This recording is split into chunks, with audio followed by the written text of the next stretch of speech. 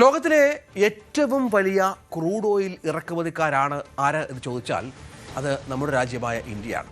നമ്മുടെ ആവശ്യത്തിൻ്റെ 85% crude oil ഇറക്കുമതി ചെയ്യുകയാണ്. ഭൗമരാഷ്ട്രീയ സംഘർഷങ്ങളും ആഗോള എണ്ണ വിതരണ ശൃംഖലയുണ്ടാകുന്ന തടസ്സങ്ങളും ഉയർത്തുന്ന വെല്ലുവിളികൾ കണക്കിലെടുത്ത് നമ്മുടെ തന്ത്രപ്രധാനമായ പെട്രോളിയം ശേഖരം സ്ട്രാറ്റജിക് പെട്രോളിയം റിസർവ്സ് വിപുലീകരിക്കാൻ നമ്മുടെ രാജ്യം ഒരുങ്ങുന്നു എന്നുള്ള വിവരങ്ങൾ ഇപ്പോൾ പുറത്തുവരുന്നു. ആന്ധ്രാപ്രദേശിലെ വിശാഖപട്ടണം, കർണാടകയിലെ മംഗലൂരു, പദൂർ എന്നിവിടങ്ങളിലായി സ്ഥിതി ചെയ്യുന്ന ഭൂഗർഭ സംഭരണ കേന്ദ്രങ്ങളിലായി നിലവിൽ 5.33 ദശലക്ഷം മെട്രിക് ടൺ ക്രൂഡ് ഓയിൽ സൂക്ഷിക്കാനുള്ള ശേഷി നമുക്കുണ്ട്. സർക്കാരിൻ്റെ കണക്കുകൾ പ്രകാരം ഇന്ത്യയുടെ ക്രൂഡ് ഓയിൽ ആവശ്യകതയുടെ ഏകദേശം 9.5 ദിവസത്തേക്കുള്ള അളവിന് തുല്യം. അതായത് 10 ദിവസത്തേക്കുള്ള ക്രൂഡ് ഓയിലാണ് നമ്മൾ തന്ത്രപ്രധാനമായി സംഭരിച്ചു വെക്കുക എന്നുള്ളതാണ് ഏറ്റവും പ്രധാനപ്പെട്ട ഒന്ന്. ഈ എണ്ണശേഖരം ഇന്ത്യയുടെ ഒരു ഭാഗം മാത്രമാണ്. പൊതുമേഖലാ എണ്ണ വിപണന കമ്പനികളും മറ്റ് സംഭരണ കേന്ദ്രങ്ങളുടെയും കൈവശമുള്ള ക്രൂഡ് ഓയിൽ കൂടി കണക്കിലെടുത്താൽ രാജ്യം ഇതിലും വലിയൊരു കരുതൽ ശേഖരം നിലവിൽ തന്നെ നിലനിർത്തുന്നുണ്ട്.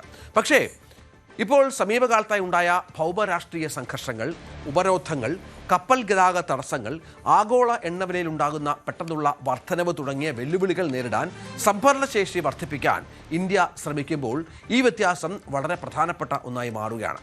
നമ്മുടെ തന്ത്രപ്രധാനമായ എണ്ണശേഖരം എത്രയാണ് എന്നതുകൂടി ഒന്ന് കണക്കാക്കാം. ആദ്യം നിലവിലുള്ള തന്ത്രപ്രധാന പെട്രോളിയം റിസർവ് SPR പദ്ധതിക്ക് ആകെ 5.33 ദശലക്ഷം മെട്രിക് ടണ്ണാണ് ശേഷിയുള്ളത്. ആന്ധ്രാപ്രദേശിലെ വിശാഖപട്ടണത്ത് 1.33 മെട്രിക് ടൺ ശേഷിയുള്ള സംഭരണ കേന്ദ്രമുണ്ട്.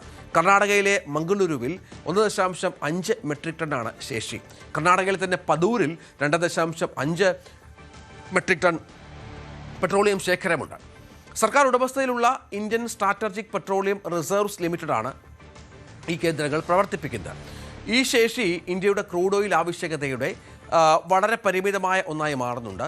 പക്ഷേ പാർലമെൻറ്റിൽ സമർപ്പിച്ച വിവരങ്ങൾ പ്രകാരം എണ്ണ വിപണന കമ്പനികളുടെ ഒരു സ്റ്റോക്ക് കൂടി ഇതുമായി ബന്ധപ്പെട്ട് ചേർത്ത് വെക്കണം. കൂടാതെ റിഫൈനറി ടാങ്കുകളിലും വിതരണ ശൃംഖലയുടെ മറ്റ് ഭാഗങ്ങളിലും ക്രൂഡ് ഓയിലും പെട്രോളിയം ഉൽപ്പന്നങ്ങളും സംഭരിക്കുന്നുണ്ട്. അതിനാൽ നമ്മുടെ നേരത്തെ പറഞ്ഞ 9 ദിവസം എന്ന കണക്ക് ഭൂഗർഭ തന്ത്രപ്രധാന കരുതൽ ശേഖരത്തെ മാത്രമാണ് സൂചിപ്പിക്കുന്നത്. വിശാലമായ പെട്രോളിയം സംവിധാനത്തെ അല്ല. ഇന്ത്യയുടെ 74 ദിവസത്തെ വിപുലമായ ഊർജ്ജ ശേഖരം തന്ത്രപ്രധാന കരുതൽ ശേഖരത്തിന് പുറമെ സർക്കാർ ഉടമസ്ഥയിലുള്ള എണ്ണ കമ്പനികൾ സൂക്ഷിക്കുന്ന വാണിജ്യ ശേഖരം കൂടി ചേർത്ത് വെച്ചാലാണ് 74 ദിവസത്തേക്കുള്ള എണ്ണശേഖരം ഉണ്ടാകും എന്ന് മനസ്സിലാക്കേണ്ടത്.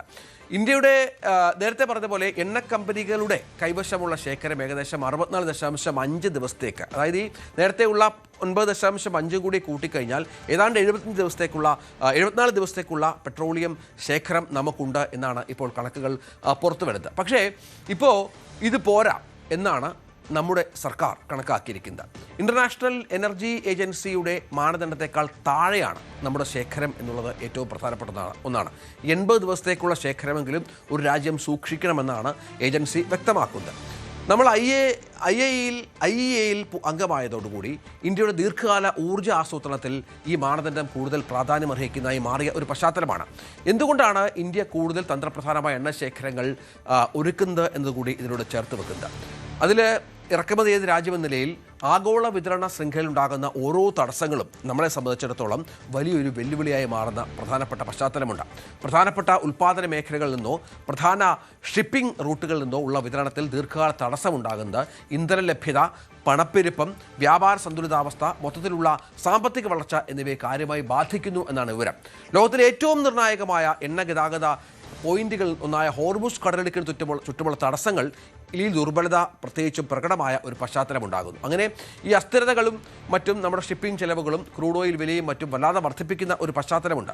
നമ്മുടെ സമ്പദ് വ്യവസ്ഥയെ, കാരണം ഇറക്കുമതിയെ പൂർണ്ണമായും ആശ്രയിക്കുന്ന നമ്മുടെ സമ്പദ് വ്യവസ്ഥയെ ഇത് കാര്യമായി ബാധിക്കുന്ന ഒരു പശ്ചാത്തലമുണ്ട്. അതുകൊണ്ടാണ് തന്ത്രപരമായ ഒരു കരുതൽ ശേഖരം ആവശ്യമുണ്ട് എന്നുള്ള തരത്തിലേക്ക് കാര്യങ്ങൾ വരുന്നത്. നമുക്കറിയാം, യുണൈറ്റഡ് അറബ് എമിറേറ്റ്സുമായി UAE-യുമായി കാര്യമായ സഹകരണമുണ്ട്. ഈ സഹകരണം വർദ്ധിപ്പിക്കുക എന്നുള്ളതാണ് ഇപ്പോൾ പ്രാഥമികമായി നമ്മൾ കണ്ടെത്തിയിരിക്കുന്ന മാർഗം. ഇന്ത്യയുടെ ഊർജ്ജ സുരക്ഷാ തന്ത്രം ശക്തിപ്പെടുത്തുകയാണ്. ചർച്ചകൾ ഇതുമായി ബന്ധപ്പെട്ട പല കാര്യങ്ങളിലും ആവിഷ്കരിക്കപ്പെടുന്ന പശ്ചാത്തലമുണ്ടാകുന്നു. പെട്രോളിയം കേന്ദ്രങ്ങളിലെ തങ്ങളുടെ ക്രൂഡ് ഓയിൽ ശേഖരം 30 ദശലക്ഷം ബാരൽ വരെയായി ഉയർത്താൻ പദ്ധതിയുണ്ട് എന്നാണ് Abu Dhabi national oil company May 15-ന് പ്രഖ്യാപിച്ചിരിക്കുന്നത്. ഇത് സുപ്രധാനമായ ഒരു നീക്കമാണ്. നമ്മുടെ ഓയിൽ സംഭരണ കേന്ദ്രങ്ങൾ നമ്മൾ അതിൻ്റെ സ്ഥലങ്ങളും ഒക്കെ വർദ്ധിപ്പിക്കുമ്പോൾ അവിടെ കൂടുതൽ പെട്രോളിയം റിസർവ് ശേഖരിക്കാനായി അതിനുള്ള സംവിധാനം ഒരുക്കുകയാണ് UAE പോലെയുള്ള സംഗതികൾ എന്നാണ് മനസ്സിലാക്കേണ്ടത്. നിർദ്ദിഷ്ട വിപുലീകരണ പദ്ധതിയിൽ മംഗളൂരുവിലെ നിലവിലുള്ള അടിസ്ഥാന സൗകര്യങ്ങൾ പ്രയോജനപ്പെടുത്തുന്നതിനൊപ്പം വിശാഖപട്ടണം, ഒഡീഷയിലെ ചണ്ഡിഗോൾ എന്നിവിടങ്ങളിൽ പുതിയ സാധ്യതകൾ പരിശോധിക്കാനും ലക്ഷ്യമിടുന്നു എന്നാണ് മനസ്സിലാക്കേണ്ടത്. ഊർജ്ജ സുരക്ഷ ശക്തിപ്പെടുത്തുന്നതിനൊക്കെയുള്ള UAE ഇന്ത്യ വിതരണ ശൃംഖലകളുടെ സുസ്ഥിരത മെച്ചപ്പെടുത്തുന്നതിനുമാണ് ഈ സഹകരണം ലക്ഷ്യമിടുന്നത്. ഈ തന്ത്രപ്രധാന സംഭരണ സംവിധാനങ്ങളുമായി സംയോജിപ്പിക്കാവുന്ന രീതിയിൽ UAEയിലെ ഫുജൈറ ഓയിൽ ഹബിൽ ക്രൂഡ് ഓയിൽ സംഭരണത്തിലുള്ള സാധ്യതകൾ പരിശോധിക്കാൻ കൂടി ഇരു രാജ്യങ്ങളും ധാരണയിലെത്തിയിട്ടുണ്ട്. ഇതിനായി പണം മുടക്കാൻ നമ്മുടെ രാജ്യം തയ്യാറാകുന്നു എന്നുള്ളതാണ് ഏറ്റവും പ്രധാനപ്പെട്ട ഒന്ന്. അത് മാത്രമല്ല, LPGയുടെ കാര്യത്തിലായാലും LNGയുടെ കാര്യത്തിലായാലും ഒക്കെ വ്യാപകമായ സഹകരണം നടത്താൻ UAEയുമായി നമ്മൾ തീരുമാനിച്ചിരിക്കുന്ന ഒരു പശ്ചാത്തലമുണ്ടാവുകയാണ്. അങ്ങനെ വിവിധ മേഖലകളിൽ കൂടുതൽ സംഭരണ കേന്ദ്രങ്ങൾ സ്ഥാപിച്ചുകൊണ്ട്, ഉദാഹരണമായി ചന്ദിഖോളിയിൽ എന്ന സ്ഥലത്ത് ഏകദേശം 400 ഏക്കർ ഭൂമി ഏറ്റെടുത്താണ് ഇപ്പോൾ കാര്യങ്ങൾ മുന്നോട്ട് കൊണ്ടുപോകുന്നത്. അവിടെ ഒരു വലിയ പെട്രോളിയം സംഭരണ കേന്ദ്രം ഏർപ്പെടുത്താനുള്ള നീക്കങ്ങളുമായി ബന്ധപ്പെട്ട് സർക്കാർ മുന്നോട്ട് പോകുന്ന ഒരു പശ്ചാത്തലം കൂടിയുണ്ട്. അങ്ങനെ ആഗോളതലത്തിലുണ്ടാകുന്ന പ്രശ്നങ്ങൾ പരിഹരിക്കുക എന്ന തരത്തിൽ കാര്യങ്ങൾ മുന്നോട്ട് കൊണ്ടുപോവുക. ഇനിയൊരു യുദ്ധം, ദീർഘകാലം നീണ്ടു നിൽക്കുന്ന യുദ്ധമൊക്കെ ഉണ്ടാകുന്ന ഒരു പശ്ചാത്തലമുണ്ടായാൽ അതിനെ അതിജീവിക്കുക എന്നുള്ളതാണ് ഈ ഹോർമുസ് പ്രശ്നം അല്ലെങ്കിൽ ഇറാൻ അമേരിക്ക സംഘർഷം നമുക്ക് നൽകിയ ഒരു പാഠം. അതുകൊണ്ട് തന്നെ 90 ദിവസമെങ്കിലും മിനിമം നമ്മുടെ റിസർവ് വെക്കാനുള്ള പ്രധാനപ്പെട്ട പദ്ധതിയിലേക്ക് ഇന്ത്യ മുന്നോട്ട് പോകുന്നു എന്നാണ് മനസ്സിലാക്കേണ്ടത്.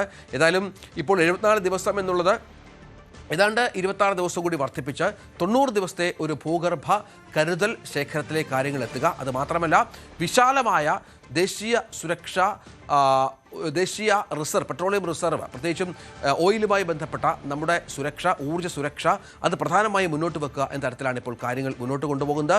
അതിനുള്ള എല്ലാ നടപടിക്രമങ്ങളും പൂർത്തീകരിച്ചു കഴിഞ്ഞു. UAEയുമായി മാത്രമല്ല, നമുക്കറിയാം വെനസ്വേലയുമായും റഷ്യയുമായും ആഫ്രിക്കയിലെ മറ്റ് പല രാജ്യങ്ങളുമായും ഒക്കെ ചേർത്ത് വെച്ചുള്ള നിരവധി പദ്ധതികൾ കൂടി നമ്മൾ മുന്നോട്ട് കൊണ്ടുവരുന്നുണ്ട്. അതിനുള്ള നീക്കങ്ങളിലാണ് ഇപ്പോൾ ഇന്ത്യൻ സർക്കാർ എന്നുള്ളതാണ് ഏറ്റവും പ്രധാനപ്പെട്ട കാര്യം. കൂടുതൽ വാർത്തകൾക്ക് News 18 Keralam YouTube channel subscribe ചെയ്യുക.